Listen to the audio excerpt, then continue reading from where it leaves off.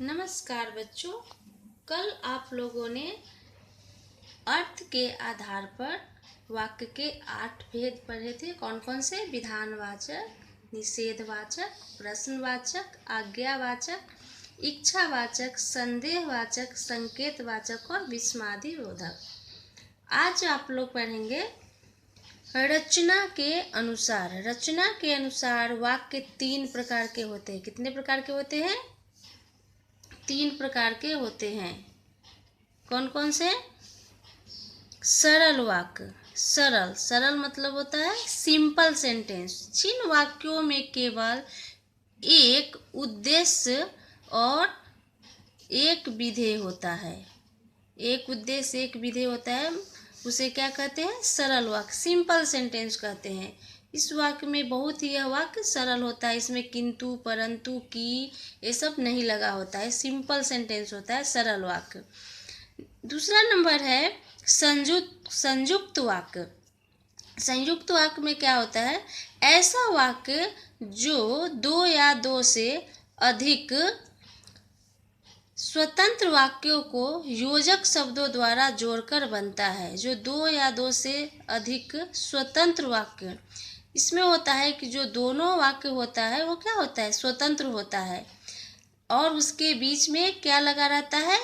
पर, एवं, परंतु, अथवा, या, तथा, किंतु। तो यह दोनों वाक्य स्वतंत्र होते हैं, अलग अलग होते हैं, लेकिन इन दोनों वाक्य को जोड़ने के लिए किसका योग होता है? पर, और, परंतु, किंतु और तथा का। उसे ही कहते हैं संयुक्त वाक्य। जैसे हम चलते हैं पर तुम रुक जाओ, तो हम चलते हैं, तुम रुक जाओ, ये दोनों को जोड़ने के लिए हमने किसका उपयोग किया? पर का। शिक्षक कक्षा में आए, वह पढ़ाने लगे। तो जो शिक्षक कक्षा में आए पहला वाक्य है, और दूसरा वह पढ़ाने लगे।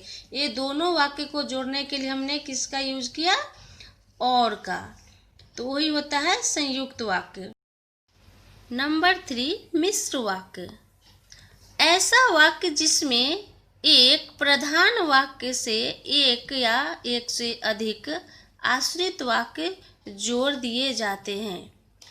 जिसमें एक प्रधान वाक्य होता है और उसको एक या एक से अधिक आश्रित वाक्य जोड़ दिए जाते हैं।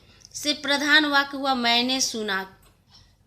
तो अगर हम सिर्फ मैंने सुना बोलती हूँ, अगर इसको की से नहीं अगर जोड़ती हूँ, तो जो दूसरा है आश्रित है उससे हमें पता नहीं चलेगा। तो जब हम पहला वाक्य बोलते हैं तो वह दूसरे वाक्य से कनेक्टेड ही होता है, एक दूसरे पर आश्रित होता है, नहीं तो हमारा पहला वाक्य परिपूर्ण नहीं होगा, कंप्लीट नहीं होगा।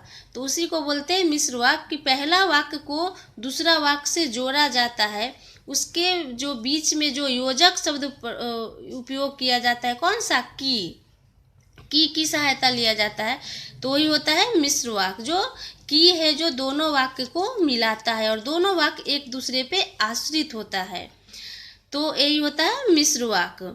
जिसमें जब, तब, जैसा, तैसा, यदि, तो आदि ये सब योजक चिन्ह प्रयोग किया जाता है। किसमें? मिश्र वाक्य में। तो चलिए अब आगे चलते हैं एक्सरसाइज की तरफ। उद्देश्य के बारे में कहे गए कथन को क्या कहते हैं? विधेय कहते हैं। क्या यह सही है? यस। जो उद्देश्य के बारे में कहे गए कथन को हम विधेय कहते हैं, तो यह है राइट। रचना के अनुसार वाक्य 2 प्रकार के होते हैं। नहीं, गलत। विधानवाचक वाक्यों में किसी व्यक्ति, वस्तु या स्थान आदि की जानकारी मिलती है। किसमें? विधानवाचक वाक्यों में किसी व्यक्ति, वस्तु, स्थान की आदि की जानकारी मिलती है। यस, सही। निषेधवाचक वाक्य संदेह, निषेध मतलब नहीं, संदेह। तो निषेधवाचक जो है वो क्या संदेह प्रकट करता है? नहीं, निषेध मतलब होता है नहीं करना, तो ये भी होगा गलत। मिश्र वाक्य में 2 स्वतंत्र वाक्य जुड़ते हैं। नहीं, इसमें एक मिश्र वाक्य में क्या होते हैं? एक दूसरे पे आश्रित होते हैं, यह है स्वतंत्र, तो ये भी होगा गलत। पेज नंबर 29, EX2 अपने होमवर्क में कंप्लीट किए थे। अब ये अर्थ के आधार पर वाक्य के प्रकार लिखो। अर्थ के आधार पर कितने होते हैं? 8 प्रकार होते थे। तो उससे जो मैंने 8 आपको प्रकार एक्सप्लेन की थी, उसी से संबंधित आपका ये होमवर्क है। जैसे आह बहुत दर्द हो रहा है, आह बहुत दर्द हो रहा है, तो मैंने बताई थी कि जब ऐसा वाला चिन्ह हो तो क्या लगेगा, वो कौन सा होगा? विस्मादि बोधक चिन्ह। तो हम क्या लिखेंगे यहाँ पे? विस्म यादि वाचक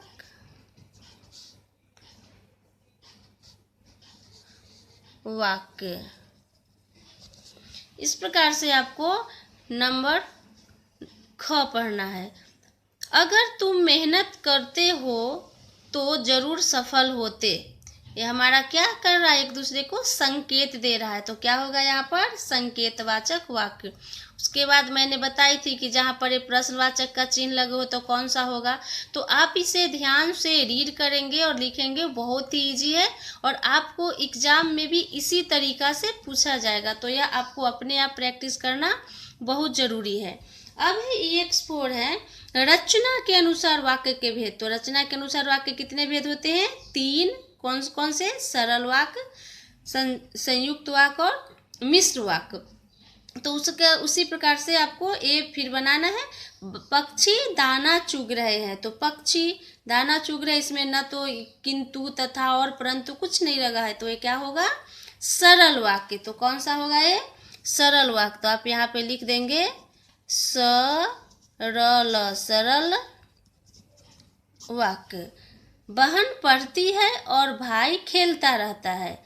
तो बहन पढ़ती है और बीच में लगा है भाई खेलता रहता है। तो आप लोग रीड कीजिए चैप्टर, आपको सबका आंसर जरूर आप लिख पाएंगे। बहुत ही इजी है, ध्यान से रीड कीजिए तो आप इसका आंसर कंप्लीट कर लेंगे। तो आज का होमवर्क है आपका पेज नंबर 29 और पेज नंबर 30। पेज नंबर 30 में दिया गया है एक पैसेज है, एक गद्यांश दिया गया है, उससे रिलेटेड इसमें आपको उसका आंसर जो रेड कलर से दिया हुआ है वो आपको रीड करना है। इस पैसेज को उसके अनुसार लिखना है। जैसे एक मैं बता दे रही हूँ, एक लिपि का नाम, लिपि, तो लिपि का नाम इसमें है प्राचीन काल में देवनगर नाम का एक राज्य था। क्या होगा यहाँ पर लिपि में? देवनागरी। चलो अब दूसरा देखते हैं। एक बोली का नाम, तो वहाँ के लोग अवधी बोलते थे, तो बोली कौन सा हो गया? अवधी, अवधी, तो बोली हो गया अवधी। इसी प्रकार से आपको ये पेज नंबर 30 ये पहले पैसेज को रीड करना है, उसके अनुसार से आप पेंसिल से लिखेंगे। क्योंकि मैं करेक्शन कराऊंगी तो अगर कोई मिस्टेक होती है तो आप इरेज करके लिख सकते हो। तो आप पेज नंबर 29 और 30 कंप्लीट कर लेंगे ग्रामर टेक्स्ट बुक में। और चलिए आगे बढ़ते हैं संज्ञा के तरफ। संज्ञा पार्ट 5, ये हमारा PA1 का लास्ट चैप्टर है। संज्ञा, नाउन।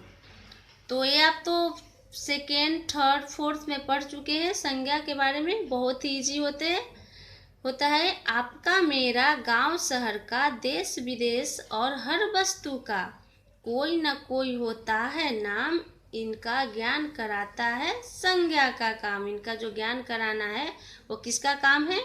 संज्ञा का काम है। संज्ञा मीन्स नाउन।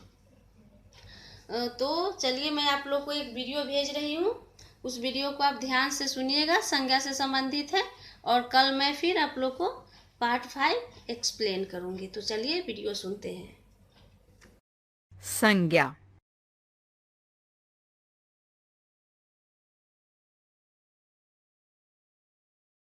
अगर मगर जगर, आओ घूमे संज्ञा के नगर।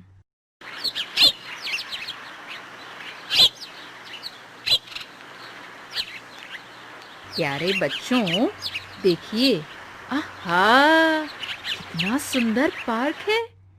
इस पार्क में हमें बहुत कुछ दिख रहा है।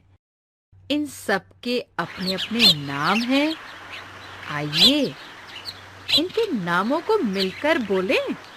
ये है पहाड़, ये है पेड़, उस पर लगे हैं आम। उसी पर बैठी है चिड़िया। देखिए झूला, उस पर फिसल रहा है लड़का। बेंच पर बैठे हैं दादाजी, बच्चे को घुमा रही हैं माताजी। आइसक्रीम खा रही हैं लड़कियां। पौधे लगा रहा है माली। लड़के खेल रहे हैं गेंद से। फूल पर बैठी है तितली। क्या यहाँ कोई और भी दिख रहा है? जी हाँ, ये है चौकीदार। और पार्क के आगे है सड़क।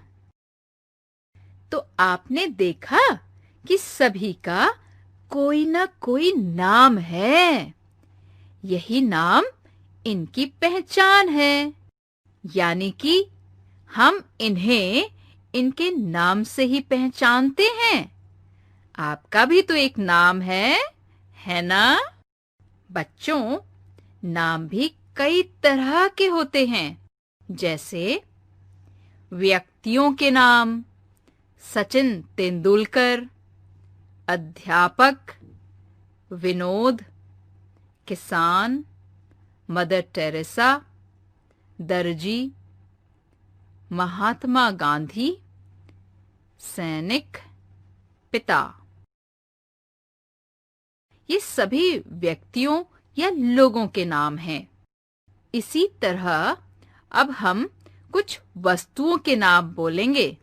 किताब, मेज, जूता, गिलास, घड़ी, कंप्यूटर, मोबाइल, अलमारी और ये है टेलीविजन। बच्चों, लोगों और वस्तुओं के नाम की तरह स्थान यानी जगहों के भी नाम होते हैं, जैसे घर, दुकान, पाठशाला, मॉल, इंडिया गेट, गांव, अस्पताल, ताजमहल, अक्षरधाम मंदिर। ये सभी स्थानों के नाम हैं। आइए अब कुछ प्राणियों यानी कि पशु पक्षियों, कीट पतंगों के नाम भी जानें। देखिए, मछली, तितली, बत्तख, कुत्ता, शेर, जिराफ, मोर, तोता और मक्खी। आइए बच्चों, अब कुछ अलग तरह के नामों को जानें। चित्रों को ध्यान से देखिए। मजदूर कितनी मेहनत कर रहा है। बच्चा खुशी से उछल रहा है। पापा को गर्मी लग रही है। माँ को थकावट हो रही है। दादी को दर्द हो रहा है। 15 अगस्त 1947 को हमें आजादी मिली थी। यहाँ मेहनत, खुशी, गर्मी, थकावट, दर्द, आजादी भावों के नाम हैं। जी हाँ, भावों के नाम। हम इन्हें छू नहीं सकते, सिर्फ महसूस कर सकते हैं। बच्चों, इस तरह आपने जाना कि प्रत्येक व्यक्ति, पशु पक्षी, वस्तु, स्थान, भाव का अपना नाम होता है। इसी नाम को संज्ञा कहते हैं। क्या कहते हैं? संज्ञा। यानी कि नाम बताने वाले सभी शब्दों को संज्ञा कहते हैं। या हम कह सकते हैं कि किसी व्यक्ति, वस्तु, स्थान, प्राणी या भाव के नाम को संज्ञा कहते हैं। आइए दिए गए वाक्यों को पढ़ें। पीपल पर कौआ बैठा है। मेज पर पुस्तक रखी है। कपिल और विनोद में गहरी मित्रता है। ताजमहल आगरा में है। इन वाक्यों में पीपल, कौआ, मेज, पुस्तक, कपिल, विनोद, मित्रता, ताजमहल और आगरा संज्ञा शब्द हैं, क्योंकि ये किसी न किसी व्यक्ति, वस्तु, प्राणी, स्थान या भाव के नाम हैं।